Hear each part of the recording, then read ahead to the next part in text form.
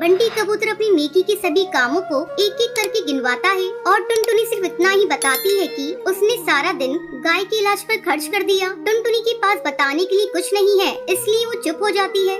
बंटी कबूतर और टुनटुनी, मैंने तुम दोनों की बातें गौर से सुनी। बंटी कबूतर, तुमने दिन के 8 घंटों में 800 भलाई के काम किए हैं। शुक्रिया मालिक। टुनटुनी, तुम दिन भर में गाय के इलाज के अलावा और कुछ नहीं किया। तुम्हारे हिस्से में एक ही काम है। मालिक, मैं गाय की हालत देखकर सब कुछ भूल गई थी। मुझे आपकी जायदाद की बिल्कुल याद नहीं रही। टुनटुनी, तुमने मेरी जायदाद हासिल करने की फिक्र छोड़कर गाय की जान बचाई है। यह सबसे बड़ी नेकी और भलाई का काम है, इसलिए मैं अपनी सारी जायदाद तुम्हारे नाम कर रहा हूँ और मुझे यकीन है कि तुम मेरी जायदाद का सही इस्तेमाल करोगी और इससे मुझे सुकून मिलेगा। मालिक, आपने मेरे लिए कुछ नहीं सोचा?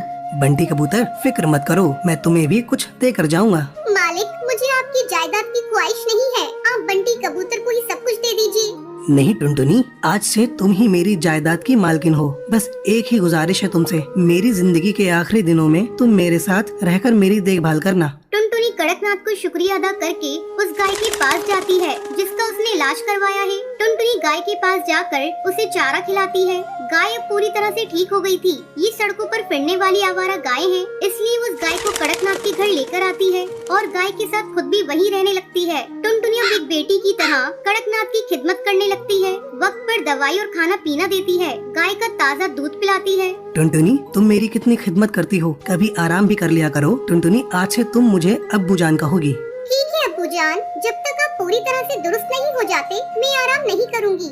टुनटुनी की खिदमत के सामने यमराज को भी झुकना पड़ा और कुछ ही रोज में कड़कनाथ बीमारी को शिकस्त देकर सेहत याब हो जाता है। टुनटुनी बेटी, अब तो डॉक्टर ने भी कह दिया है कि मेरी पूरी तरह सेहत दुरुस्त है। यह तुम्हारी वजह से मुमकिन हुआ है। नहीं अब्बू जान, आपके दुरुस्त होने में दवाइयों के साथ गाय के दूध का भी करिश्मा है। हाँ बेटी, गाय के दूध ने मेरे जैसे बीमार के लिए जड़ी बूटी का काम किया है, बेजान जिस्म में जान डाल दी है। हाँ अब्बू, जब एक गाय ये करिश्मा कर सकती है तो हजारों लाखों गाय इस मुल्क को बदल सकती है। टुनटुनी, गाय हमारे लिए ऊपर वाले की नेमत है। आज से हम अपनी जिंदगी और दौलत गायों की खिदमत में लगाएंगे। कड़कनाथ सेठ और टुनटुनी मिलकर गाय की खिदमत को ही अपनी जिंदगी